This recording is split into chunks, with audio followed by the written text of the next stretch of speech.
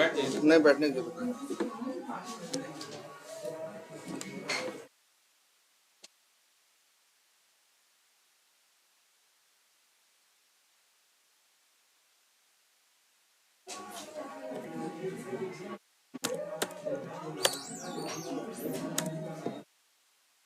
अच्छा यार तुम लोग का टाइम क्या है, कितने बजे आते हो तुम लोग?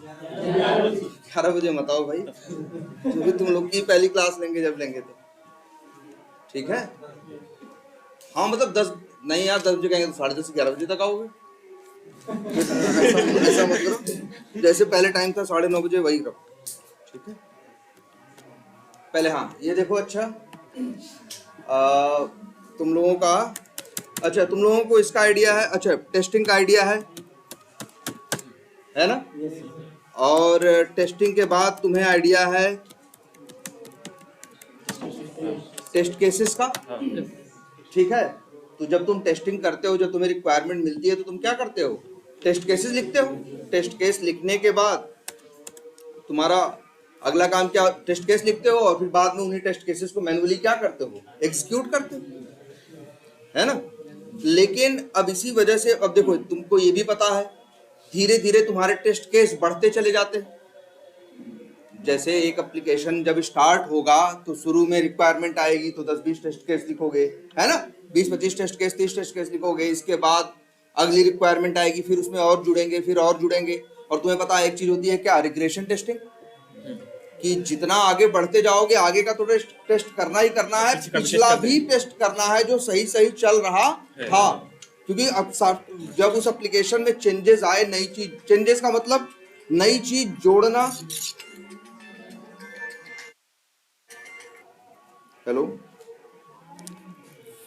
हेलो, हाँ हाँ हाँ हाँ बोलो।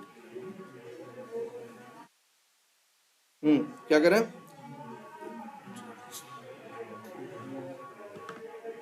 हाँ ठीक है, तो तुम क्या करोगे? ये टेस्ट केस लिखते हो और धीरे धीरे तुम्हारे, अच्छा एप्लीकेशन में क्या आते हैं? चेंजेस। चेंजेस कितने टाइप के होते हैं? या तो ऐसा होगा कुछ नया और आ जाएगा, तो ये तो क्या होगा, या तो ये एप्लीकेशन में क्या होगा, जो चीज चेंजेस आएंगे वो तो वो एक वर्ड यूज करेंगे, न्यूली एडेड फंक्शनैलिटी।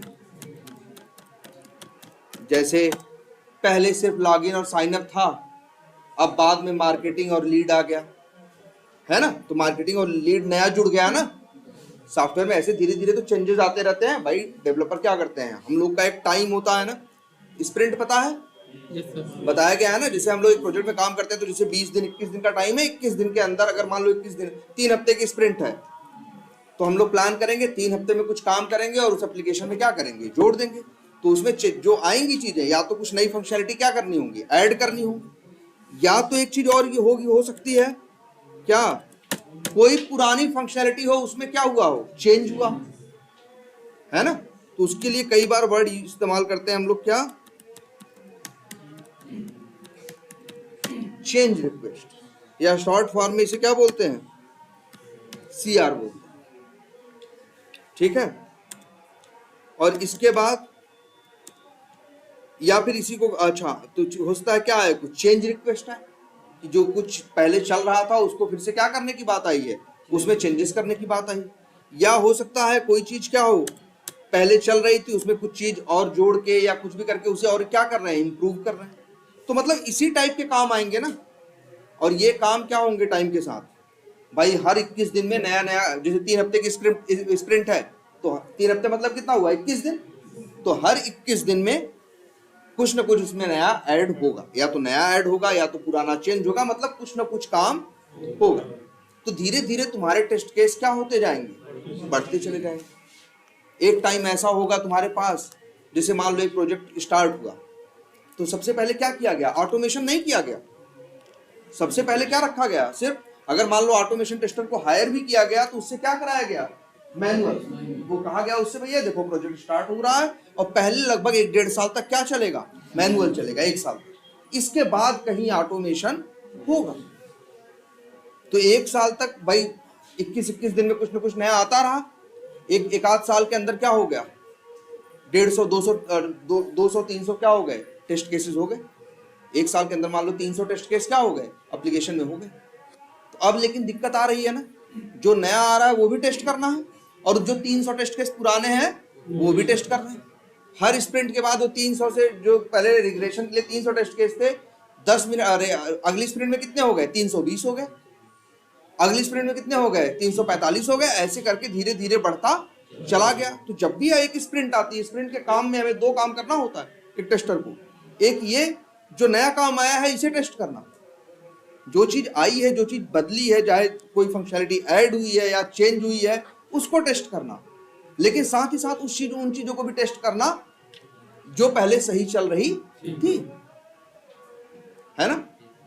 तो धीरे धीरे रिग्रेशन के टेस्ट केस बढ़ते चले जाते हैं। इसीलिए बाद में आता है क्या, कि इनको क्या किया जाए, ऑटोमेट किया जाए। भाई जब भी रिग्रेशन करोगे तो हर बार 300 टेस्ट केस चलाओगे ना। कितने से, मान लो तुम्हारे एप्लीकेशन में 300 टेस्ट केस किसके हैं, रिग्रेशन के। कितने हैं, 300 रिग्रेशन के। मान लो इनको जब तुम पढ़ के चला के देखना शुरू करते हो तो इसमें तुम्हें टाइम लगता है, एक टेस्ट केस में मान लो 10 मिनट का टाइम लगता है। तो 300 टेस्ट केस में कितना टाइम लगेगा, 3000। कितना लगेगा, 3000। ठीक है, अब 3000 मिनट चाहिए तुमको। ठीक है, एक आदमी तो अब 600 घंटे बदलो तो कितना हो जाएगा, 50 घंटा। 60 से भाग दे तो, है ना। अगर तुम्हारे पास अब देखो 50, कितना हो गया, इसको 50 घंटे का काम चाहिए तब होगा रिग्रेशन। और इतना टाइम है नहीं, इतने बंदे है नहीं। नई फंक्शनैलिटी जो ऐड हुई है उस पे तो 30 से 40 टेस्ट केस है, उसको तो आसानी से किया जा सकता है। लेकिन जो पहले से है उसको टेस्ट करना वो टेढ़ा काम है ना। और वो धीरे धीरे क्या होता जा रहा है, बढ़ता जा रहा है। एक एप्लीकेशन सोचो जो 10 साल से चल रहा हो, उसमें कितने टेस्ट केस होंगे। ऐसे ऐसे एप्लीकेशन है जहाँ 4-4 हजार 3-3 हजार टेस्ट केस है। वो भी एकदम मोटी मोटी बातें टेस्ट कर रहे हैं, मेन चीजें टेस्ट कर रहे हैं, तब उनके पास 3000 टेस्ट केस है। और टेस्ट केस भी छोटे छोटे नहीं है, टेस्ट केस भी खूब बड़े बड़े हैं। ऐसे 3000 टेस्ट केस है। और वो ऐसे टेस्ट केस है जो 10 मिनट में नहीं चलते, जिनको चलाने के लिए कम से कम 20 मिनट 25 मिनट आधे घंटे का टाइम चाहिए होता है। मान लो 20 से 25 मिनट, 20 या 25 मिनट चाहिए हो एक आदमी को टेस्ट करने में, एक टेस्ट केस को। ऐसे 3000 टेस्ट केस हो तो करो गुड़ा, 3000 गुड़े 25 मतलब 75,000 मिनट चाहिए। घंटे में करोगे जाने कितना टाइम चाहिए होगा, इतने टाइम। अब भाई वो टाइम किसका लोगे, आदमियों का लोगे ना। इतने आदमी लाओगे कहां से, हमेशा जरूरत नहीं है। देखो ये भी ध्यान रखना, टेस्ट केस लिखने के टाइम पे ज्यादा आदमी की जरूरत नहीं है। वो 300 टेस्ट केस थोड़े लिखना है, उसे लिखना कितना है भाई, इस स्प्रिंट में जो नई चीज आई है या जो चीज बदली है उसी के ऊपर तो टेस्ट केस लिखना है, नई रिक्वायरमेंट पे। वो टेस्ट केस नए लिख देगा। उसे टेस्ट केस नए लिखने में एक आदमी की चाहिए, 2 आदमी चाहिए। ठीक है, जो उन टेस्ट केसेस के ऊपर टेस्ट करने के लिए एक ही 2 आदमी चाहिए। लेकिन रिग्रेशन करने के लिए तो बहुत टाइम चाहिए ना। यही एक टेस्टिंग में बड़ा चैलेंज था, क्या, रिग्रेशन। और लेकिन तुमको लगेगा तो रिग्रेशन ना करें, लेकिन रिग्रेशन ना करें तो इसके भी बहुत बड़े रिस्क हो सकते हैं। हो सकता है जैसे कोई भी एक एप्लीकेशन यूज, सोचो फ्लिपकार्ट 1 घंटे के लिए बस बंद हो जाए।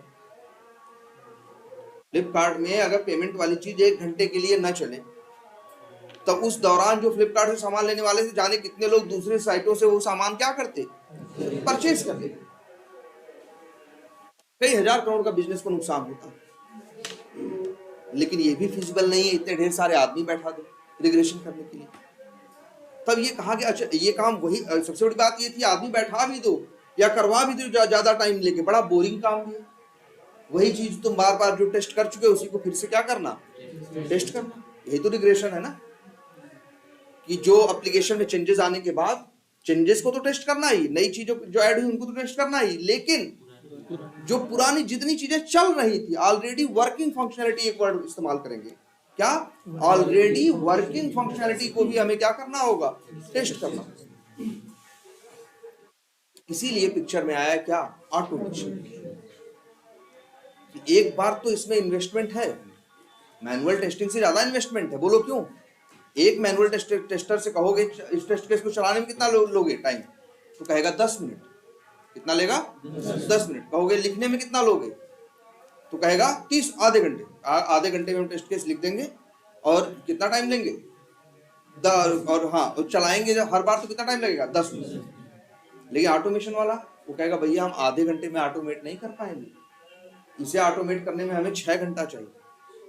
जैसा टेस्ट केस पढ़ेगा, देखेगा, कहेगा इसे ऑटोमेट करने में हमें कितना टाइम चाहिए? 6 घंटा चाहिए या 4 घंटा चाहिए? 6 घंटा चाहिए। तो 6 घंटा मांग रहा है, वो कितना मांग रहा है? आधा घंटा। लेकिन इसके बाद जब वो तो लिख देगा, लेकिन हर बार चलाने में कितना टाइम लगेगा? 10 मिनट। एक एप्लीकेशन ऐसी है, सोचो 2 हफ्ते की स्प्रिंट है, 1 महीने में कितनी स्प्रिंट हुई? 2।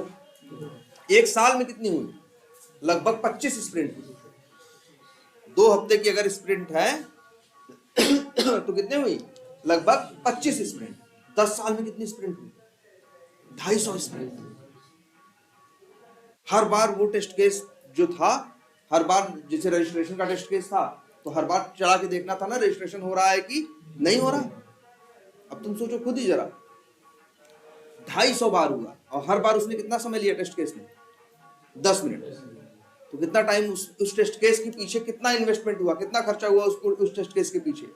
आधे घंटे उसको लिखने में और 250 और गुणे 10 मतलब कितना? 2500। 2500 मिनट्स उसको एग्जीक्यूट करना। अब बताओ, आधे घंटे और 2500 जोड़ दो, कितना हुआ? 2530। मान लो 2500-2600 हो, ठीक है। मान लो चलो 2500 ही है, ठीक है। अगर इसे घंटे में कन्वर्ट करें तो 60 से भाग दें, लगभग 40 घंटे मान के चले कितना टाइम लगा? 40 घंटे। आदमी काम कर रहा था, तो हर आदमी का एक मजदूरी होती है ना, हर जगह की मिनिमम वेजेस होते हैं ना। जैसे यूएस में है, तो मान लो ये काम करने के उसके लिए कम से कम यार कंपनी को कितना मिल रहा है? $20 दे रहे हैं। वो कितना दे रहा है? $20। तो 40 गुणे 20 करो, कितना हुआ? $800। $800 खर्चा हुआ कि नहीं? मान लो बिलिंग का रेट क्या है? एक टेस्टर कितना चार्ज कर रहा है? $20 पर आवर। तो कितना खर्चा हुआ टोटल? $800। एक टेस्ट केस के पीछे 10 साल के अंदर कितना खर्च हुआ? $800। लेकिन जरा सोचो, अगर इसे ऑटोमेट किया, अब ऐसे $800 एक पे हुआ, ऐसे हजारों टेस्ट केस है, तो कितना पैसा हो गया? बहुत हो गया ना। 800 गुणे 1000 करो, कितना हो गया? $8 लाख। पैसा किसमें पहुंचा? करोड़ों में पहुंचा। अगर इंडियन करेंसी में कन्वर्ट करो तो 7-8 करोड़ रुपए हो गए, ठीक है। तुम ही देखो ध्यान से। लेकिन अगर यही ऑटोमेट किया गया होता तो वो कहता कि भैया हमको ऑटोमेट आधे घंटे में नहीं होगा, 5 घंटे में। कितने घंटे में होगा? 5 घंटे में। तो कितना मांगेगा? 300। या मान लो कितना घंटे मांग रहा है वो? 5 घंटे। ठीक है, वो कितना मांग रहा है? 5 घंटे ऑटोमेट करने के लिए मांग रहा है। लेकिन इसके बाद जब ऑटोमेशन चलेगा तो मैनुअल से बहुत तेज चलता है, उसको चलने में कितना लगेगा? 2-3 मिनट ही लगेगा। और मान लो 2-3 मिनट लगे चाहे 5 मिनट लगे, जरा ये तो सोचो, ऑटोमेशन जब चलता है तब वहां आदमी के बैठने की जरूरत नहीं। ये तो फिर हमें बस एक कंप्यूटर होना चाहिए, वो तो चलेगा ना। कंप्यूटर थोड़ी ना कहेगा हमको $20 पर आवर दो कि हमें इतना दो। तेज भी चलेगा, है ना, और टेस्ट करके ये भी बता देगा। ये तो कुछ नहीं मांगेगा ना, ये तो सैलरी थोड़ी ना मांगेगा। तो सोचो, हर बार चलने में अब कितना टाइम लग रहा है? मान लो 2 मिनट, या मान लो चलो 5 मिनट में। वैसे 5 मिनट नहीं लगेगा, जिसको आदमी 10 मिनट में करता है ये हार्डली कितने मिनट में कर देगा? 3 मिनट। और सबसे बड़ी बात ये भी हो, 3 मिनट आदमी का 3 मिनट थोड़ी ना है। ये $20 $30 थोड़ी मांगेगा। कंप्यूटर के पास सिस्टम, उसके पास कंपनी के पास लाखों कंप्यूटर्स है, क्लाउड पे बहुत कुछ है। उसको इससे कंप्यूटर के कॉस्ट की उसे चिंता ही, कंप्यूटर और इंटरनेट के कॉस्ट की उसे चिंता है ही नहीं। तो सोचो यहाँ कितना घंटा हुआ? सिर्फ 300 मिनट। 300 मिनट और 5 घंटा, मान लो 5 घंटा है, उसका जो रेट है मान लो $30 पर आवर है। मैनुअल वाले से क्या है? ज्यादा है, तब भी कितना खर्चा हुआ? 30 पंजे 150। और मान लो कंप्यूटर की कॉस्ट 10 साल में मान लो उसको ही मान लो कि $200 हो। तो अब बताओ, 200 और प्लस 200 मिनट है, $200 है, और प्लस इधर इधर कितना हम जोड़े थे, $150 ना, कितना हुआ, $350। और कहाँ लग रहे थे कितने, $800।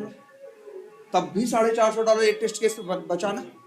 और अगर हजारों टेस्ट केस हो तो तब बहुत बचाना।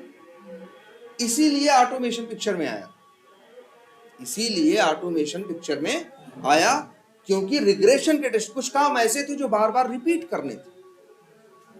जैसे 2 काम याद रखना, एक स्मोक, तुमको बताया गया बार बार ना, एक एप्लीकेशन, जब एक एप्लीकेशन को जो हम क्या करते हैं टेस्ट करते हैं या क्या करते हैं, तो हर एप्लीकेशन कुछ मेन फंक्शनैलिटी होती है ना, उनके ऊपर टेस्ट केस लिख लेते हैं, उनको क्या बोलते हैं, स्मोक टेस्ट केसेस। तो सबसे पहले वो स्मोक के टेस्ट केस हम चला के देखते हैं, इसके बाद टेस्टिंग करते हैं ना, तो बार बार करना है वो काम ना, तो स्मोक का ऑटोमेशन कर देते हैं। और किसका ऑटोमेशन करते हैं, रिग्रेशन। और जो फंक्शनैलिटी नई नई आई है वो तो ज्यादा नहीं है ना भाई, इस स्प्रिंट में 21 दिन में डेवलपर क्या बना देगा बताओ। अरे बनाएगा, जो बहुत ज्यादा करेगा सिस्टम में क्या बनाएगा, सॉफ्टवेयर में क्या बनाएगा, 3 4 5 चीजें बना देगा, उनको हम आराम से ही टेस्ट कर लेंगे। हमें टेंशन है किसकी, रिग्रेशन। और वो काम संभाल लेगा कौन, ऑटोमेशन। क्लियर है ये? तो हमें इसीलिए ऑटोमेशन करना है, किस लिए, रिग्रेशन। अच्छा एक बात और बताएं तुमको, जो टेस्ट, ये जो डिफेक्ट होते हैं, जैसे एक चीज ये तुम्हें मिलेगी, ऑटोमेशन से डिफेक्ट ज्यादा नहीं मिलेंगे, क्योंकि याद रखना जो जिसपे अभी अभी डेवलपर ने काम किया है वो तो मैक्सिमम उसी में गलतियां निकलेंगी ज्यादा। जो पहले से चल रहा है उसमें गलतियां निकलने की क्या है, चांस बहुत कम है। लेकिन कंपनी 1000 में 1 चांस भी नहीं ले सकती, क्योंकि कंपनी पूरा उसी के ऊपर क्या हुई है, टिकी हुई है, इसलिए वो चांस नहीं ले सकती। 100 में 1 चांस भी वो नहीं ले सकती। उसके पास इतने कस्टमर है कि अगर 100 में से 1 चांस लेगी तो उसको कई हजार कस्टमर का क्या हो जाएगा, नुकसान हो। तो फिर वो क्या करेगा, इसीलिए ऑटोमेशन करेगा, और किसका, रिग्रेशन का और स्मोक। ये क्लियर है? और जो नई फंक्शनैलिटी ऐड होंगी उनकी क्या होगी, मैनुअल टेस्टिंग। एक चीज और बताएं, टेस्ट केस लिखते हैं हम ना, जो टेस्ट केस तुम लिखे होते हो उसको पढ़ के चलाने से डिफेक्ट नहीं मिलता, अगल बगल डिफेक्ट दिखे मिल जाते हैं कुछ। कई बार क्या होता है, डिफेक्ट क्या होते हैं, अगल बगल ही मिल जाते हैं। अक्सर ये एक चीज समझो, हम भले टेस्ट केस लिखते हैं, मान लो हमने 20 डिफेक्ट पकड़े, तो 20 डिफेक्ट में से मुश्किल से 2 test case, 3 test case, 4 test case ऐसे होंगे, 4 टेस्ट केस ऐसे होंगे जिनके लिए तुमने टेस्ट केस लिखा था एग्जैक्ट वही, और एग्जैक्ट वही चला के तुमको वैसा ही डिफेक्ट मिल गया। हम जब वो फंक्शनैलिटी, क्योंकि हम सब कुछ नहीं लिख सकते ना, हम सब कुछ नहीं लिख सकते, तो हम लोग जब पढ़ के चीजों को चलाते हैं, पढ़ते हैं, उनको चला के देखते हैं, तो अगल बगल और भी चीजें देखते हैं ना, जो उस समय दिमाग में काम आती है, दिमाग में आती है कि ऐसे भी देख लो, वैसे भी देख लो। और कई बार उन तरीकों से हमें और डिफेक्ट मिल जाते हैं। लेकिन हाँ, टेस्ट केस हमें ये गारंटी जरूर दे देते हैं, भाई टेस्ट केस जितने लिखे हो उसको अब चला के देखोगे ना, जो टेस्ट केस लिखे हो अब उसे क्या करोगे, चला के देखोगे ना, डिफेक्ट मिले ना मिले, लेकिन कम से कम इतनी तो गारंटी हो गई कि इतनी चीज सही से चल रही है। यहां सारा खेल ये है कि कितना किसी चीज के लिए कितनी गारंटी या कितनी एश्योरिटी दे सकते हो, कितनी गारंटी या कितनी क्या दे सकते हो, एश्योरिटी दे सकते हो कि नहीं ये चीज सही होगी, ये चीज क्या होगी, सही हो। तो उसके लिए तो ये याद रखना, टेस्ट केस बस ये गारंटी देते हैं कि कम से कम इतनी चीज सही चल रही है। वैसे ही मेरा ऑटोमेशन रिग्रेशन के लिए बना है ना, जनरली ये डिफेक्ट नहीं ढूंढता, क्योंकि जनरली डिफेक्ट होता ही नहीं, जनरली डिफेक्ट होता ही नहीं। और क्या स्क्रिप्ट के पास आंख कान थोड़ी ना है भाई, एक आदमी टेस्ट कर रहा है मैनुअल टेस्टर, तो अगल बगल भी देख रहा है ना, स्क्रिप्ट थोड़ी ना अगल बगल देख रही है, ये तो बस क्या होगी, चलती जाएगी, जितनी बात कहे हो, अगर सही ढंग से लिखे हो तो सही ढंग से टेस्ट करेगी, गलत ढंग से लिखे हो तो गलत ढंग से, जितना कहे हो उतना ही करेगी। आदमी करेगा था, आदमी चल के जाएगा तो आदमी वहां देखेगा तो उसको 10 चीजें फालतू और भी दिखाई देंगी, कहीं और भी गलतियां ढूंढ लेगा। आदमी की तुलना ये मशीन नहीं कर सकती, लेकिन मशीन इस बात की गारंटी ले रही है, जैसे मान लो तुमने 3000 टेस्ट केस रिग्रेशन के लिखे और तुमने उन्हें क्या कर दिया है, ऑटोमेट कर दिया, रिग्रेशन के लिए उनको चला देते हो, रिजल्ट आ जाता है। अगर वो 3000 पास हो गए, भले डिफेक्ट नहीं मिले, लेकिन इस बात की तो गारंटी है कि कम से कम ये 3000 चीज सही चल रही है, कम से कम ये 3000 चीज सही चल रही है, इस बात का तो वो हो गई ना। अब वो जो 3000 टेस्ट केस ऑटोमेट किए गए वो कौन से किए गए, जो जरूरी थी। तो जो जरूरी चीजें थी वो चल रही है, इस बात का क्या हो गया, एक सर्टिफिकेट मिल गया कि नहीं मिल गया। तब जो आगे कोड कर रहा है वो भी कॉन्फिडेंस से कोड करेगा कि हाँ सब कुछ क्या है, सही है। अगर कुछ भी गलतियां ऐसे निकलने लगी तो डेवलपर भी लिखने से पहले 100 बार सोचेगा ना। इसीलिए ऑटोमेशन, देखो रिग्रेशन जरूरी है, ये भी बता दे, जब मैनुअल रिग्रेशन होता था तब भी रिग्रेशन में डिफेक्ट ज्यादा नहीं मिलता। भाई अगर चेंज कर रहे हो मार्केटिंग में तो सेल्स क्यों फेल हो जाए, लेकिन फेल हो भी सकता है, ये चांस नहीं ले सकते। तो सेल्स भी टेस्ट होगा और डिफेक्ट उसमें नहीं मिलेगा। जब एक मैनुअल टेस्टर रिग्रेशन टेस्टिंग करता था तो उसको भी डिफेक्ट नहीं मिलते थे, डिफेक्ट तो वही मिलेगा ना भाई। देखो जो चीज पहले से चल रही, लोग इस्तेमाल कर रहे हो सब, भाई देखो एक तो हो तुम टेस्टर जो एप्लीकेशन को क्या कर रहे हो, टेस्ट कर रहे हो, और तुम्हारे बाद यूजर भी तो इस्तेमाल कर रहा है, वो भी तो एक तरह का क्या है, टेस्टर है। अब फ्लिपकार्ट है, लाखों लोग यूज कर रहे हैं कि नहीं कर रहे हैं, एक तरह से लाखों लोग उसे टेस्ट कर रहे हैं कि नहीं कर रहे हैं। अगर किसी को कुछ गड़बड़ होगा तो फ्लिपकार्ट को फोन करेगा ना कि ऐसा हो रहा है, या फ्लिपकार्ट के पास मैसेज जाएगा कि भैया वहां ये गड़बड़ हो रहा है उस कस्टमर के साथ, है कि नहीं। तो उस कंडीशन में ये याद रखो कि रिग्रेशन करना है और रिग्रेशन में ज्यादा डिफेक्ट नहीं मिलते। लेकिन रिग्रेशन के टेस्ट केस मैनुअल टेस्टर इसलिए चलाता था कि कम से कम वो भी तब ये गारंटी उससे पूछते कि क्या ये बिल्ड सही है, टेस्ट आगे देने लायक है, तो कहता कहा हाँ। क्यों कहता, क्योंकि उसने 3000 चीजें टेस्ट करके देखी हैं और सब कुछ क्या था, सही था, तो उसने कहा हाँ। और अगर गड़बड़ होगा, 2-4 डिफेक्ट आए होंगे तो 4 डिफेक्ट का नाम बताएगा कि भैया ये गड़बड़ है, वो गड़बड़ है, वो गड़बड़ है, वो गड़बड़ है, पहले इसको सही करो फिर आगे भेजने की बात करें। आई बात समझ में। तो तुम्हें क्या करना है, मेन काम रिग्रेशन।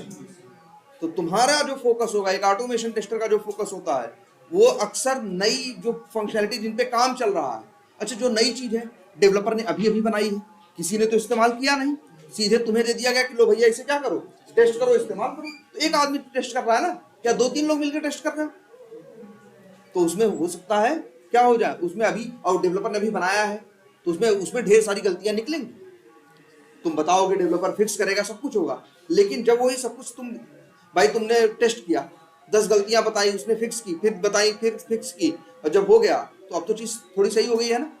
अब आगे कस्टमर इस्तेमाल कर लिया, कस्टमर को भी कुछ नहीं मिल रहा, तो वो चीज क्या हो गई है, वो चीज सही चल रही है ना, तो उसमें जनरली कोई गलती आने के चांस बहुत कम है। मार्केटिंग में चेंज होगा तो सेल्स में फर्क पड़ने के चांस क्या है, बहुत कम है, लेकिन फिर भी चांस नहीं ले सकते। तो ये होता है। लेकिन ये हम बताना क्या चाह रहे हैं कि हमेशा मैनुअल टेस्टिंग ऑटोमेशन टेस्टिंग से अच्छी होती है।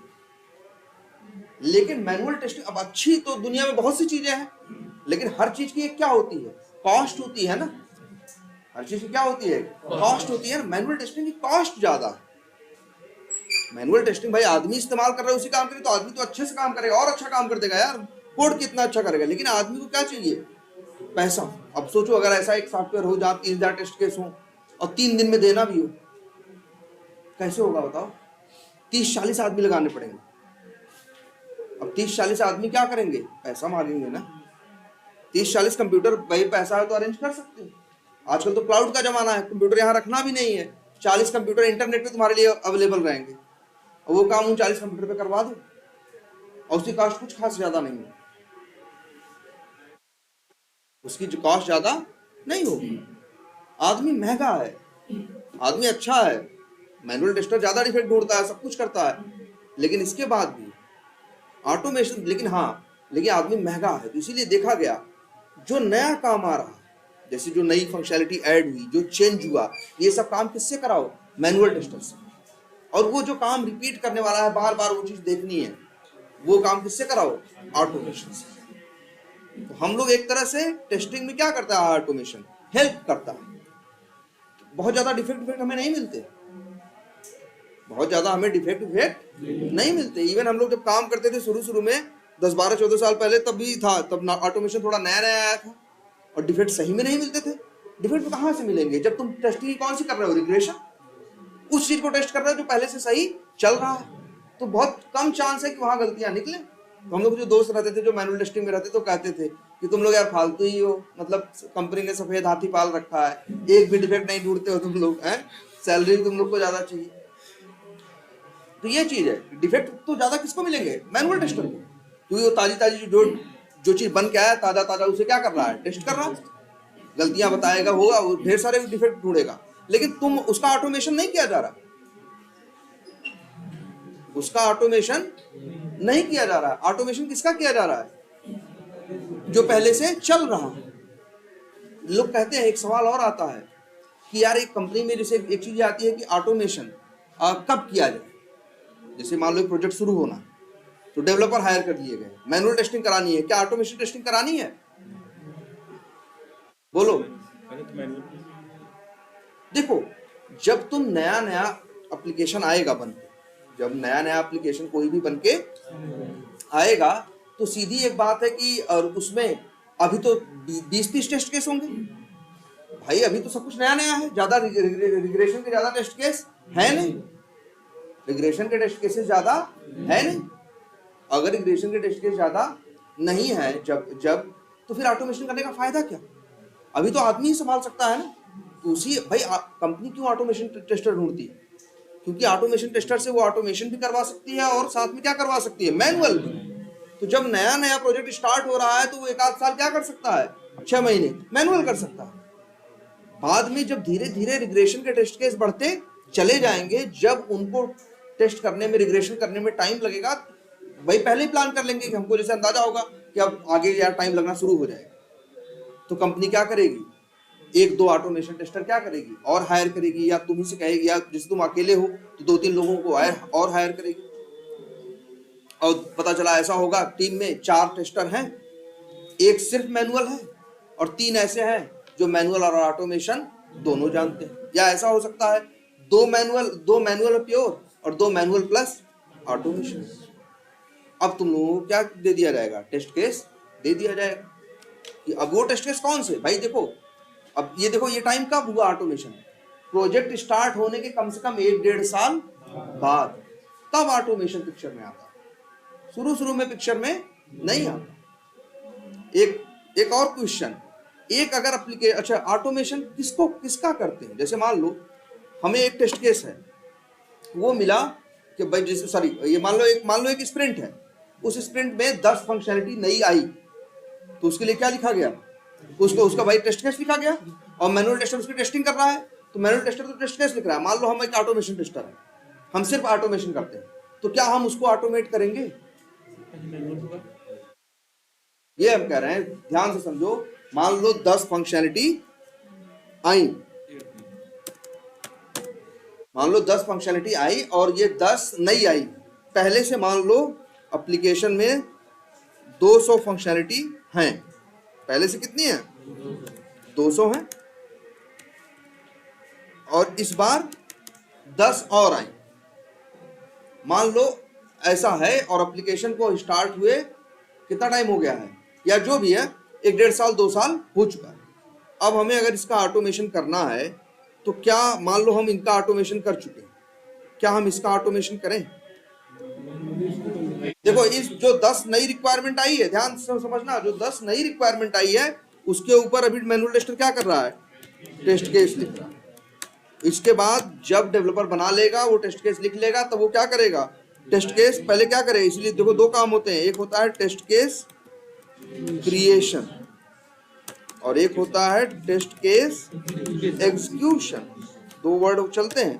पहले ये किसका काम है? मैनुअल टेस्टर का, इन 10 फंक्शनैलिटी के ऊपर। ऑटोमेशन वाला भी कंपनी में बैठा हुआ है, वो क्या करेगा?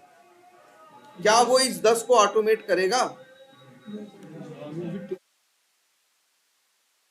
मान लो ये 200 वो ऑटोमेट कर चुका है, 180 कर चुका है या जो भी कर चुका है, उससे कहा जा रहा है कि ये 10 ऑटोमेट, तो ये मैनुअल टेस्टर टेस्ट केस लिख रहा है और वो तुम क्या कर रहे हो, अरे तो वो इसके बाद एग्जीक्यूट करेगा, तुम भी जैसे ही डेवलप हो जा रहा है तुरंत क्या करो, तुम भी ऑटोमेट करो।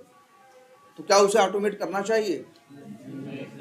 क्यों सर अभी तो पहले से मैनुअल टेस्टर टेस्ट नहीं, करेगा। 200 मान लो कर चुका है वो, मान लो 200 उसे नहीं, एक उसका मैनेजर है उससे कह रहा है कि 200 टेस्ट केस है, वो कहेगा वो नहीं, ये जो 10 आ रहे हैं ये जरूरी है, इनको ऑटोमेट करो, तो उसे करना चाहिए। अब मैनुअल टेस्टर क्या लिख रहा है, टेस्ट केस लिख रहा है। मान लो मैनुअल टेस्टर ने टेस्ट केस लिख दिया, मान लो 3 हफ्ते का टाइम था, कितने हफ्ते का टाइम था, 3 हफ्ते का, वो 10 फंक्शनैलिटी के लिए रिक्वायरमेंट आई, मान लो 5 दिन में 6 दिन में क्या हो गई, 7 दिन में क्या हो गई, डेवलप हो गई, और डेवलप होके वो उसका यूआई आ गया, उसका यूआरएल हमें मिल गया कि लो भैया इसकी टेस्टिंग मैनुअल टेस्टर क्या कर रहा है, टेस्ट केस एग्जीक्यूट कर रहा है। क्या ऑटोमेशन वाले को भी ऑटोमेट करना चाहिए? हैं? यस सर, ऑटोमेशन अफसर अपना स्क्रिप्ट लिखेगा सर। हाँ स्क्रिप्ट लिखेगा, हम वही कह रहे हैं, क्या स्क्रिप्ट लिखनी चाहिए? हाँ सर लिखेंगे। मैनुअल टेस्टर क्या कर रहा है, टेस्ट केस लिख रहा है और इसके बाद टेस्ट केस अपना चलाएगा, उसको ऑटोमेशन वाले से मतलब नहीं है। ऑटोमेशन वाले को क्या करना चाहिए? सर स्क्रिप्ट लिखना चाहिए। स्क्रिप्ट लिखना चाहिए कि नहीं लिखना लिखना चाहिए? चाहिए। अच्छा, बात नंबर 1 कौन कह रहा नहीं लिखना चाहिए? क्यों भैया? क्योंकि सर जो पहले वो उसके बाद को पहले फाइंड करेगा और ये पहले से करेगा, इसमें बहुत सारे चेंजेस आएंगे, उसके वजह से इसमें भी आ सकते हैं, इसे टाइम बहुत ज़्यादा लग जाएगा। अच्छा नहीं, एक मिनट, अच्छा ये समझो, अच्छा ये इतने बात समझ में आ रही है कि भाई इतना मैनुअल टेस्टर करने वाला है, 10 नई फंक्शनैलिटी है, 200 कितनी है, कैसी है, पुरानी, और 10 जो है क्या है, नई। अब इन नई के लिए ये क्या करेगा, इन नई का ऑटोमेशन करने के लिए इससे कहा जा रहा है, और कहा जा रहा है भाई तुम भी क्यों खाली बैठे हो, तुम भी ऑटोमेशन शुरू करो, ठीक है। फिर एक नया मैनेजर है, वो कह रहा है कि यार खाली क्या बैठे हो, अच्छा आखिर टेस्ट केस तो लिख रहा है ना, रिक्वायरमेंट देख के टेस्ट केस लिख रहा है कि नहीं लिख रहा है, कौन डेवलप, वो मैनुअल टेस्टर, तो तुम भी रिक्वायरमेंट देख के वो स्क्रिप्ट लिखो, लॉजिक तो लिखो, बाद में जब यूआई बन के आ जाएगा तो एक्सपाथ लगा देना, लॉजिक तो लिख सकते हो ना, पूरा कोड कंडीशन सब कुछ तो लगा सकते हो ना, आखिर यूआई क्यों ढूंढना है तुमको, यूआई आ जाएगा तुम्हें एक्सपाथ मिल जाएगा, वही लगा दोगे, तो लॉजिक लिख डालो पूरा। हम तो कह रहे हैं पहले दिन से ही काम करो तुम। जब मैनुअल टेस्टर को 10 फंक्शनैलिटी आई, मैनुअल को मिल गए किसके लिए, टेस्ट केस बनाने के लिए और टेस्ट केस एग्जीक्यूट करने के लिए। ऑटोमेशन वाला जो बैठा था उससे भी कहा गया तुम भी ये समझो और चलो तुम भी ऑटोमेशन करो, तो वो उसके पास यूआई नहीं था, तो उसने कहा भैया यूआई क्या जरूरत है, तुम लॉजिक तो लिखो, फंक्शनैलिटीज मैनुअल टेस्टर से समझ के अगर दिक्कत है तो बीए से पूछ के तुम भी समझो और तुम उसका लॉजिक लिखो, बाद में आखिर स्क्रिप्ट में क्या चाहिए तुमको, एक्सपाथ ही तो चाहिए, वो ढूंढ के लगा देना भाई। कम से कम जो 6 दिन खाली बैठते वो खाली नहीं बैठते। आई बात समझ में ये बात? तो नए मैनेजर ने क्या कहा कि भैया तुम एकदम खाली मत बैठो, तुम भी पहले दिन से ही काम करो और हमको यही चाहिए ऑटोमेट करना, यही 10। फिर भी वो ऑटोमेशन टेस्टर एक बार समझाएगा, कहेगा सर मत करो, इसका नुकसान है। अब नुकसान क्या, ये समझो। एक मैनुअल टेस्टर, जो ये मैनुअल टेस्टर का काम है ना, ये इन 10 फंक्शनैलिटी के लिए, और ऑटोमेशन वाले का क्या काम है भाई,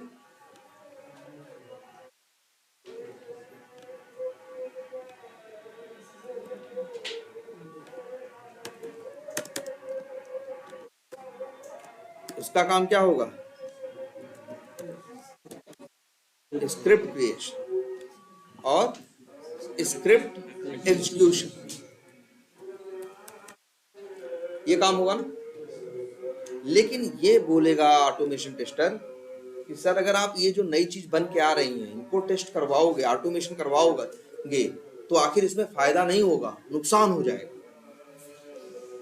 तो वो पूछेगा कि कैसे नुकसान हो जाएगा, तो कहेगा कि ये जो 10 फंक्शनैलिटी हैं इनके ऊपर टेस्ट केस लिखने में कितना टाइम लगता है। मान लो एक टेस्ट केस पे टाइम लग रहा है, कितना टाइम, 15 मिनट का, एक में कितना लग रहा है, हमने एक टेस्ट केस में ना, जैसे 10 फंक्शनैलिटी है, मान लो 10 फंक्शनैलिटी पे पूरे 50 क्या है, टेस्ट केस, 50 के क्या है, टेस्ट केस है। तो 50 गुणे 15 कितना हुआ? 750 है ना। 50 मान लो क्या है, टेस्ट केस है, 750 कितना मिल लगा मिनट भाई। एक में 15 मिनट लग रहा है, 50 है तो कितना टाइम लगेगा टोटल? 750 मिनट। घंटे में कन्वर्ट करो कितना हो जाएगा? 20 होगा नहीं, 570 लिख दी क्या, कितना बोले थे हम? 750 अच्छा 750 12 6 हाँ मतलब 12-13 घंटे है ना। लेकिन ये बताओ, क्या मैनुअल जो ऑटोमेशन टेस्टर था उसे भी ऑटोमेट करने में 12-13 घंटे लगते? ज्यादा लगते ना। वो 50 टेस्ट केस उससे ऑटोमेट करने की बात करते, वो कहता कम से कम हमें चाहिए 100 घंटा। कितना चाहिए टाइम? 100 घंटा। ठीक है, मान लो 4 ऑटोमेशन टेस्टर लगा दिए गए तो कितना हो गए? भाई 100/4 करो कितना हो जाएगा? 25। मतलब 3 दिन, अगर मान लो 3 लगे हैं तो कितने हो जाएंगे? 33। 8-8 घंटे काम करते हैं तो 3 ऑटोमेशन टेस्टर लगे हैं तो वो भी 4 दिन के अंदर ऑटोमेट कर देंगे। सही है ना।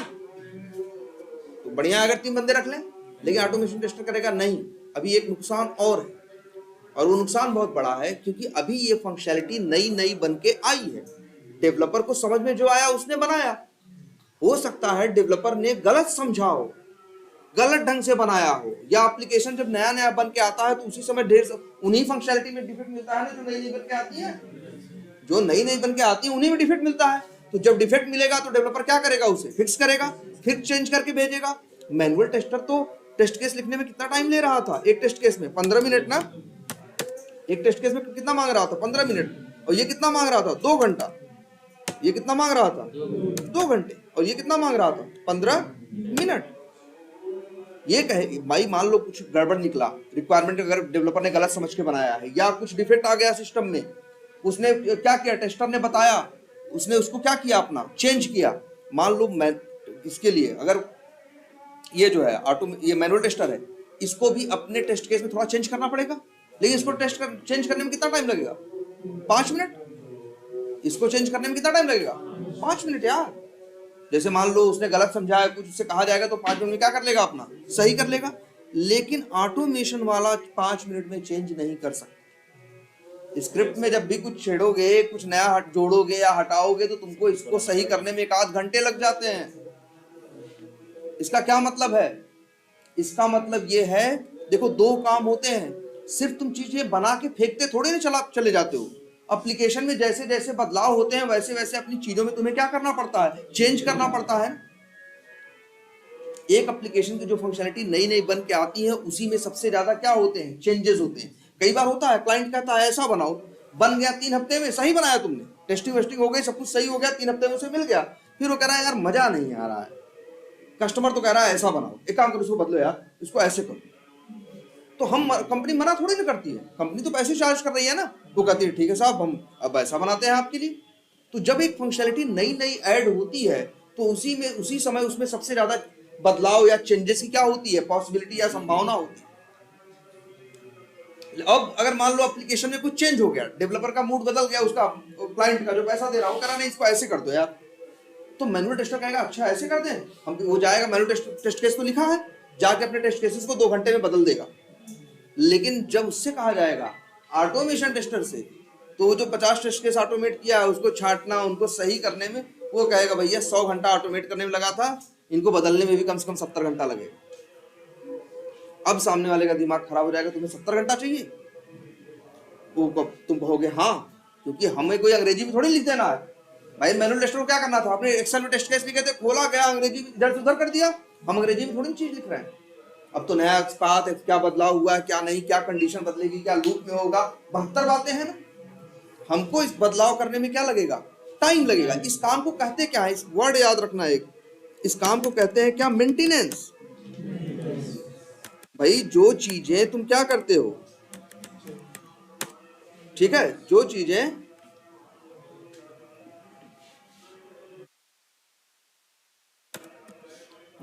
तुम क्या करते हो, देखो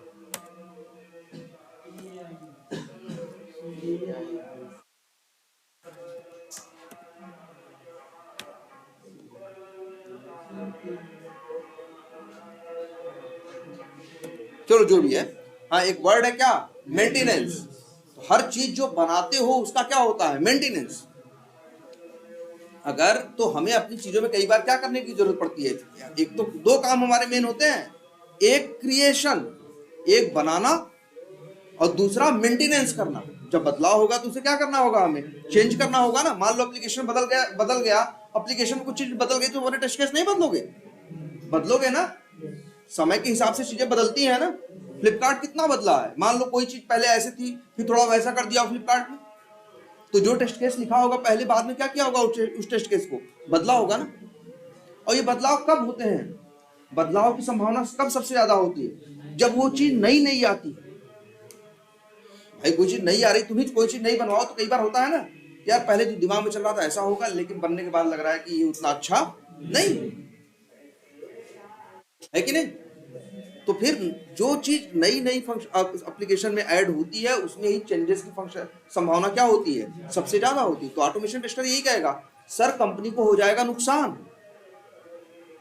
क्योंकि हम बनाने में भी ज्यादा समय लेंगे और बाद में अपडेट करने में भी क्या करेंगे, चेंज करने में भी, मेंटेन करने में भी ज्यादा समय लेंगे।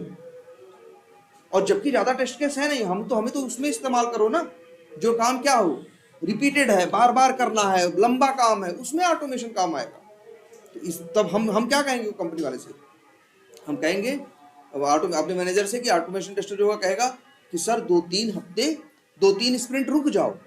जैसे मान लो ये 10 फंक्शनलिटी किस स्प्रिंट में आई है, इस स्प्रिंट में ना, तो कहेगा 21 दिन की एक स्प्रिंट है, 3 हफ्ते की ना, वो कहेगा भैया 3-4 स्प्रिंट रुक जाओ। अगर 3-4 स्प्रिंट के अंदर इसमें चेंजेस नहीं आए तो ये चीज क्या हो जाएगी, पुरानी। जब पुरानी हो गई तो उसमें चेंज की संभावना क्या हो गई, कम हो गई ना। भाई कोई चीज तुम बनवाए, तुमको देख के सही लगा, 10-20 अरे 3-4 महीने क्या किए, उसको इस्तेमाल किए, तो उसको अब खराब लगने के चांस क्या है, कम है ना। लेकिन कोई चीज नई बन के आई है तो उसमें खराब लगने के चांस क्या है, ज्यादा है, क्योंकि तुमने देखा ही नहीं है। होगा कि नहीं होगा। तो ऑटोमेशन टेस्टर क्या बोलेगा जानते हैं, कि हम वो टेस्ट केस हमसे ऑटोमेट करवाइए जो अभी नहीं आ रहे हैं, जो नए आ रहे हैं उनको मत करवाइए। नए आज अगर ये आ रहे हैं तो कम से कम 3 स्प्रिंट बाद, अगर 3 स्प्रिंट तक भी इनमें चेंजेस नहीं आए तो एक तरह से ये क्या हो गए, वो ये पुराने हो गए। और इसके लिए एक वर्ड इस्तेमाल होगा, ये भैया नोट्स बनाओ, इसकी एक वर्ड होगा स्टेबल। ये फंक्शनलिटीज क्या है, अब स्टेबल है कि भैया सही है, 6 महीने 4 महीने यूज करते हो गया, 3 महीने यूज करते हो गया, सब लोग खुश हैं, किसी को इससे कोई तकलीफ नहीं। तब उसको ऑटोमेट करेंगे, क्योंकि नई चीज ऑटोमेट कर दोगे तो उसमें 10 चेंज भी आ जाएंगे तुरंत। इस स्प्रिंट में नई वो चीज आई, अगली स्प्रिंट में उसको क्या बता दिए गए, 10 चेंज बता दिए गए। मैनुअल वाला तो फटाफट क्या कर लिया, चेंज कर लिया, ऑटोमेशन वाला फटाफट चेंज नहीं कर पाएगा। इसीलिए भाई अगर नहीं कर पाएंगे तो क्या करेंगे, समय लेंगे सब। भाई ऑटोमेशन वाला कहेगा भैया पहले भी 100 घंटा लगा था, फिर 60 घंटा दो, तो जो 60 घंटा गया कंपनी का ही तो गया, कंपनी को तो पे करना पड़ रहा है ना। तो इसीलिए वो हम लोग ऐसे करते हैं, वो लोग कि जो नई फंक्शनलिटी आती है उसका तुरंत ऑटोमेशन नहीं करते, पहले वेट करते हैं उसके स्टेबल होने। स्टेबल कैसे स्टेबल क्या मतलब है, बस चेंजेस ना आए।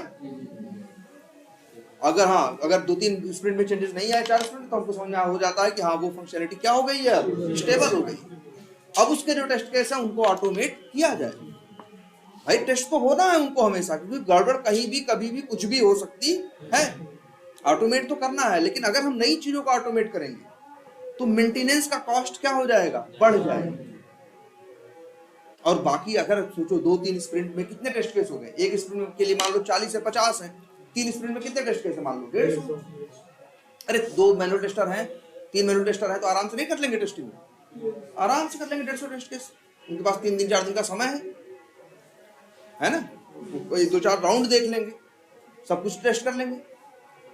तो लेकिन हाँ जो पुराने और हैं, जो 2-2,500 टेस्ट केस पड़े हैं, उनको वो चला नहीं पाए।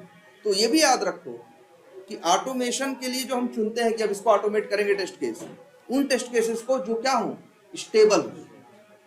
और स्टेबल कैसे होंगे, जब थोड़े क्या हो जाए, वो पुराने हो गए, कस्टमर उससे कोई चेंज। लेकिन देखो होने को तो कुछ भी हो सकता, होने को तो कुछ भी हो सकता है। इसीलिए हम हमेशा बात करते हैं किसकी, चांसेस की, किस चीज की संभावना कम है या किस चीज की संभावना ज्यादा।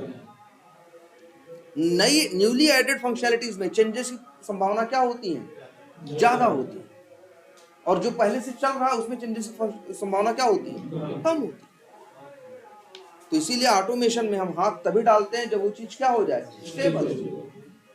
ये इंटरव्यू में पूछते भी हैं कि भाई आप किनको यूज कर ऑटोमेट करते तो सर ऑटोमेशन टेस्ट है, उसका स्क्रिप्ट कब लिखते जो है? जैसे मान लो आज फंक्शनैलिटी आई है 3 हफ्ते की स्प्रिंट के लिए, कितने के लिए, 3 हफ्ते की स्प्रिंट के लिए। उस पर डेवलपर डेवलपमेंट कर रहा है, मैनुअल टेस्टर टेस्ट केस लिख रहा है। ये पूरी स्प्रिंट बीत जाएगी, ऑटोमेशन टेस्टर अभी इस टेस्ट केस को नहीं छुएगा, दूसरी भी बीत जाएगी। 3 कितने हफ्ते हो गए, 6 हफ्ते। जब कहीं दूसरी या तीसरी बीत जाएगी 9 हफ्ते हो जाएंगे, 9 7 63 मतलब 2 महीना, तब कहीं जाके अब इसको आज वो ऑटोमेट के लिए उठाएगा। मतलब ये टेस्ट केस जो आज आया है जनरली ये 2-3 महीने बाद ऑटोमेट कर किया जाएगा हैं। तब अब देखो तब तक बैठे नहीं रहोगे। पहली बात तो तुम्हारी ऑटोमेशन में एंट्री ही तो लेट से लगाई गई। पहले मैनुअल टेस्टर पहले से ही काम कर रहा था, तुमको तो डाला गया वहां प्रोजेक्ट में कब, 2 साल बाद। जब तुम पहुंचे तभी तुम्हारे ऊपर कबार पे 250 टेस्ट केस रखे हुए थे या 500 टेस्ट केस रखे थे कि भाई इसको ऑटोमेट करो, तो तुम वैसे ही उनसे पीछे हो। हाँ पहले मैनुअल से तुम्ही से ऑटो मैनुअल करवा रहे हैं, 1.5 साल तुम्हें मैनुअल किए, तुम्ही ने रिग्रेशन के 500 टेस्ट केस बना दिए हैं। अब तुम्हें से कह रहे हैं मैनुअल और ऑटोमेशन टाइम निकाल के दोनों करो, तो तुम किसका ऑटोमेशन करोगे, वो पुरानी चीजें है ना। अब तुम अकेले तुमसे तुम्हारा थोड़ी नहीं कर लोगे सब कुछ, तो तुम्हारे में भी क्या होगी, 5-6 लोगों की क्या होगी, टीम होगी, और करेंगे धीरे धीरे। सबका टारगेट होगा एक जैसा टीम हो, जैसा चीज बनाया गया हो। एक दिन में 2 टेस्ट केस या 3 टेस्ट केस ऑटोमेट हो रहे हैं। अगर 3 हो रहे हैं तो सोचो 4 है तो कितने हो रहे हैं, 12, ठीक है। और ऐसे रोज हो रहे हैं तो कितने हो, ये भी धीरे धीरे पहुंचेंगे वहां तक। लेकिन मैनुअल हमेशा आगे चलता है और ऑटोमेशन हमेशा उससे कम 3 स्प्रिंट, 2 से 3 स्प्रिंट पीछे, क्योंकि साथ चलने में समझदारी नहीं है। साथ चलेंगे चीजों को हम भी ऑटोमेट कर सकते हैं, लेकिन दिक्कत ये आ जाएगी कि अगर चेंजेस आएंगे तो मैं भाई देखो हर एक नया वर्ड और सुनो,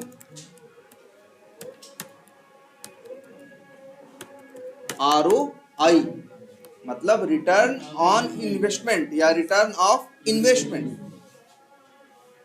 हर चीज जब कंपनी में की जाती है तो पहले उसका ROI निकाला जाता है, मतलब इसमें खर्चा कितना है और इसका फायदा कितना है, ठीक है।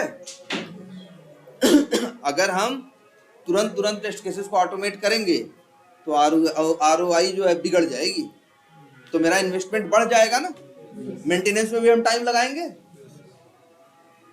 हम 2 स्प्रिंट 3 स्प्रिंट पीछे ही रहेंगे, 40 टेस्ट केस पीछे ही है, 50 टेस्ट केस क्या है पीछे ही है, और वो 50 test case manual tester manage कर लेगा, उसको उतना मैनेज करने में दिक्कत नहीं, या हम ही अगर मैनुअल टेस्टिंग कर रहे हैं तो हमें दिक्कत नहीं है। लेकिन ROI है भाई, ये भी निकाला जाता है। एक प्रोजेक्ट में ऑटोमेशन जब आता है तो ये पूरा बताया जाता है कि इसमें कितना खर्च होगा, कितना, लेकिन इसका कितना फायदा होगा। जैसे तुमको अभी नहीं दिखाया था, एक टेस्ट केस को वो करने, मैनुअली टेस्ट करने में 10 साल में कितना खर्चा हो रहा था, $800 का, और ऑटोमेशन से करने पे कितना हो रहा था, $350 का।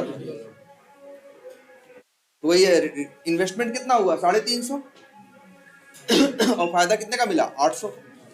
तो वही ROI निकालते हैं ना। अगर हम जो चीजें नई आ रही हैं उनको ऑटोमेट करेंगे तो ROI क्या हो जाएगा, गड़बड़ हो जाएगा। मेरी हमको ये भी देखना है इन्वेस्टमेंट कम से कम हो और प्रॉफिट ज्यादा से ज्यादा हो, यही तो बिजनेस है, यही इसीलिए तो सारे लोग मिलके काम कर रहे हैं, ठीक है। तो ये क्लियर है अब। तो चलो अब ये देखो, मतलब ये समझ लो पूरी तरह से ये जो ऑटोमेशन है बड़ा जरूरी काम है, रिग्रेशन के पॉइंट ऑफ व्यू से करना है। अब जरा सोचो, अभी तक तो एक फंक्शनैलिटी ऑटोमेट करते चले आए, अब इस हिसाब से सोचो, एक प्रोजेक्ट में पहुंचे हो जहां already 400 test case 500 test case regression के रखे हैं। अब तुमको वहां पे ऑटोमेशन शुरू करना है। आई बात समझ में? तुमको जो डिसीजन लेने हैं इस हिसाब से लेने हैं कि उनका 500 पे क्या फर्क पड़ेगा। आई बात समझ में?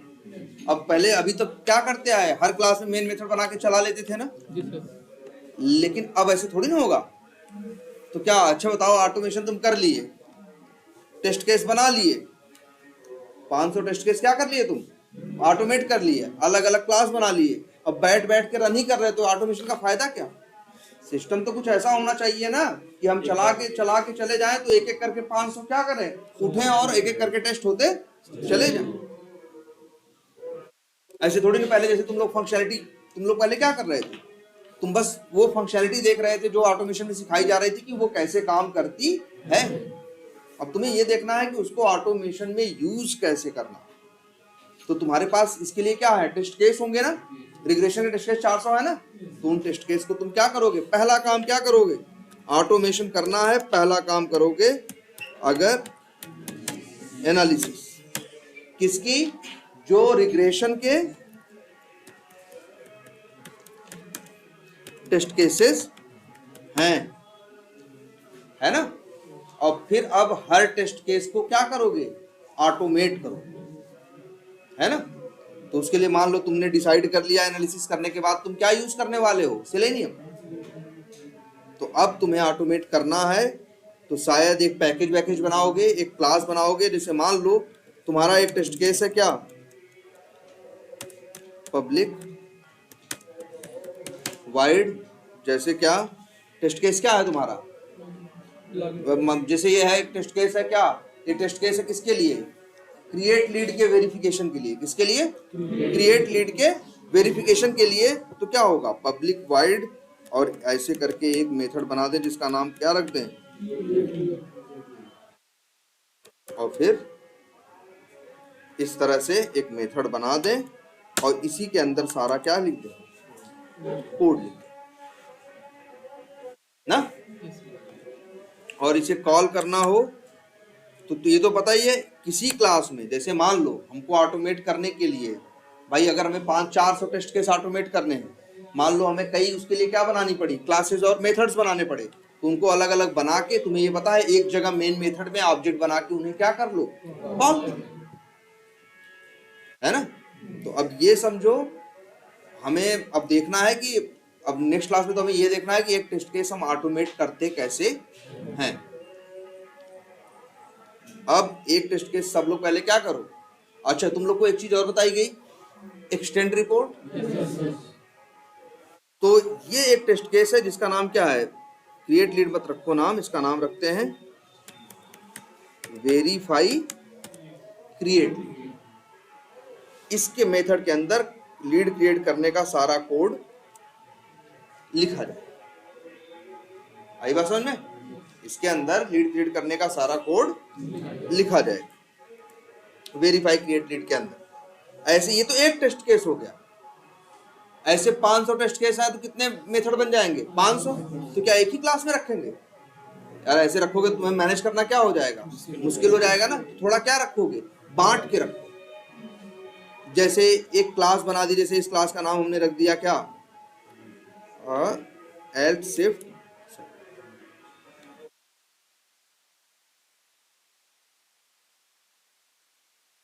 इसका नाम रख दिया हमने मान लो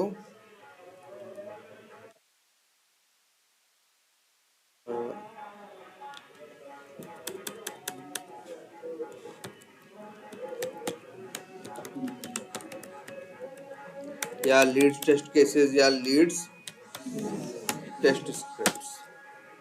अब इसके अंदर हमने क्या किए, सारे लीड्स वाले जितने थे टेस्ट केस वो ऑटोमेट करके मेथड बना के यहाँ क्या कर दिए, रख दिए। ऐसा कर सकते हैं ना। और फिर हमने उनको एक जगह मेन मेथड में क्या कर दिया, ऑब्जेक्ट बना के क्या कर दिया, कॉल कर दिए। और कॉल करने के बाद जब कॉल कर देंगे तो वो क्या होंगे, चलेंगे, है ना, एक एक करके। और वो फिर हमको, तो अब तुम लोग को क्या करना है, मान लो एक ये टेस्ट केस ऑटोमेट, तुम लोगों ने फ्लो तो पहले ही बना रखा है इसका।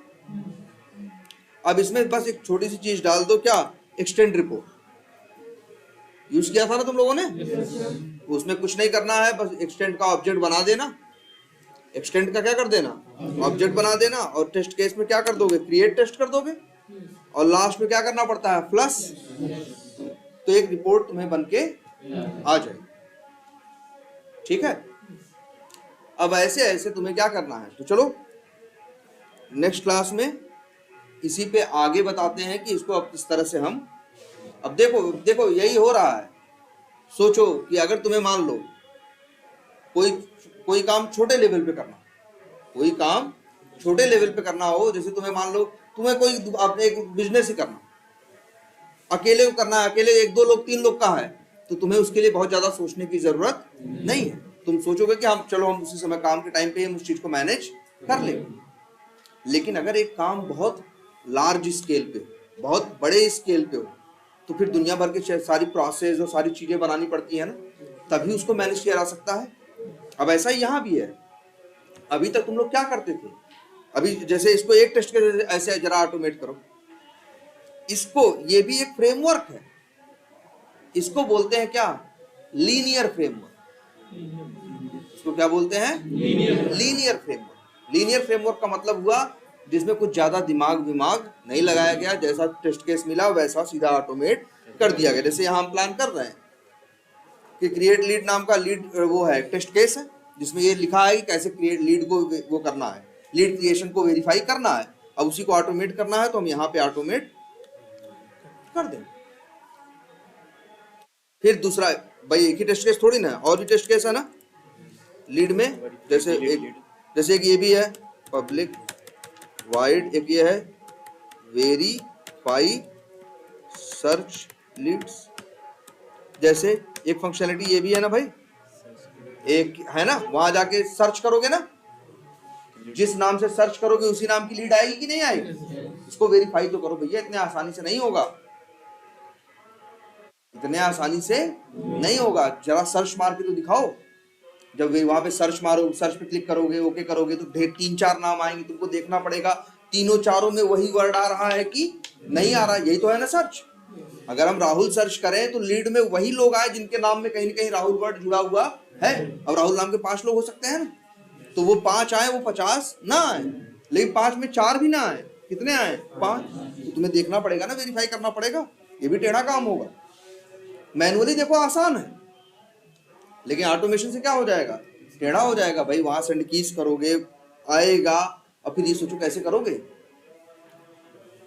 और कल को एक रिकॉर्ड कम हो गया, आज 5 आ रहे हैं, 4 आ रहे हैं, यहाँ फाइंड एलिमेंट्स वाले कंसेप्ट का यूज होगा। फाइंड एलिमेंट्स वाले कंसेप्ट का क्या होगा, यूज होगा। और कैसे भी करके तब ये टेस्ट कर पाओगे कि मतलब ये दिमाग लगेगा। ऑटोमेट करोगे तो 2-3 घंटे चले जाएंगे। तो ठीक है, इस तरह से तुमको अब ऑटोमेट करना है। और फिर इनको क्या करना है, टेस्ट केस में मेन मेथड में कॉल कर। और जब मेन मेथड को चला दोगे तो एक एक करके ये कॉल होंगे और एक एक करके टेस्ट केस चलेंगे। और ये जो फ्रेमवर्क का अप्रोच है, इसी को क्या बोलते हैं, लीनियर फ्रेमवर्क। जब इसमें बहुत ज्यादा दिमाग नहीं लगाया गया, बस हर टेस्ट केस के लिए मेथड बना दिया गया और उनको कॉल करने की व्यवस्था दे दी गई, है ना। तो इस फ्रेमवर्क क्या बोलेंगे, लीनियर। इस फ्रेमवर्क के बड़े नुकसान हैं, लेकिन हाँ ये तो एक छोटा सा फ्रेमवर्क का है कि ऐसे इसको मैनेज करें तब भी। लेकिन इसमें इतना तो सोचा हमने ना कि यार चीजों को बांट के कैसे रखना, कि क्लास बना दी। जैसे देखो लीड्स के टेस्ट केसेस के लिए क्लास बना दी, क्या, लीड्स टेस्ट स्क्रिप्ट्स। ऐसे ऐसे करके कई क्या बना दी, क्लासेस बना दी। और जो टेस्ट केस हैं उनके लिए क्या बना दिए, मेथड बना दिए। और ये प्लान कर लिया कि उन्हें मेन मेथड पे कॉल कर दो। लेकिन अभी बहुत सी चीजों के बारे में सोचना पड़ेगा। ठीक है, तो चलो नेक्स्ट क्लास में देखते हैं। और भाई